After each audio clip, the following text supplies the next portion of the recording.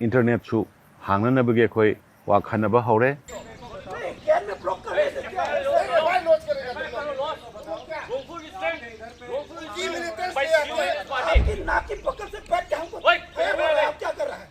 ai Manipur gi miyam da kariguma wahi amani dang nononga ningsingjari sugunu da thokiba Assam Rifle da madi akhoi Manipur Police ani gi marakta video channel kharada ulakhiba taunakhiba thokiba thogdogodu yama laibak thibani Assam Rifles aduga Manipur Police lairiba CRPF aduga paramilitary forces mayam si tha amamuk chupna yamna tension leiba yamna mafam sadaba mafam singda irang si laksanaba honabada tumba chaba khangdana honariba force ngakani adubu laibak thibadi thogdoktu bhap tana hogdaba aikhoigi mafamduda thoningnaba thogdok thokhibadagi leikidraba miyoi kharagi hakchang lokthongnaba honabada thokhiba bhap tana hogdaba thogdok amani haidana aina logjabaga loinana madugida kanagumba any force amana ahenba nataba tauramba thengnarabadi madugidu ekhoi matik chaba chap chaba action longnabagi damakta ekhoina sarkar gi maikai dagi ekhoi thijanba hore maram maduna Manipur gi miyam da tampag amadi singda leibiribe sinaw mayam punamakta hairiba thokriba thogdok adugi matangda nungnangba aduba nungaitaba tawbidana puning phathabire harakanda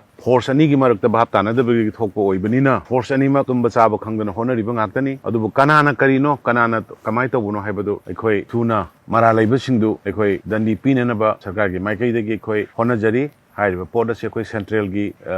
kainogi leader sing phawbo yongnadana khanare yengbada tabada yamna nungaitaba thogdokti woi pendabadi woi adubu oirakliba phibamsida thamuk hena supna chabam thakpham khangdana tumam chabam khangdana thengnarakpa ngaktu oibanina ekhoi asum marandu phajana thiraga sarkarna lokholakpa step mara leibasingda ekhoina thangakadaba khongthang adu phawba mayam tuminna puning phatharaga ingna leibiu haidana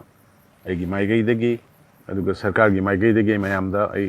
khubak changdoktara lonana khurumjari loinana manipurda huji thokhiba tarik ahum dagi thokiba thogdok nungaitaba thogdoktuda tam koina shanti lero matungda marakta amuk thongneba thogdok thokpadu ngasidi amuk manipur miyamgi mapandagi manipur miyamgi yamna mature oiba puning phathaba wakhal khanthaba madugi thabak thawong kayana ngasi shanti ayamba hanjalae ingna singna curfew hangtorae khoi atuba matamda internet su hangnanabagi khoi wa khannaba haure aduna manipur gi miyamna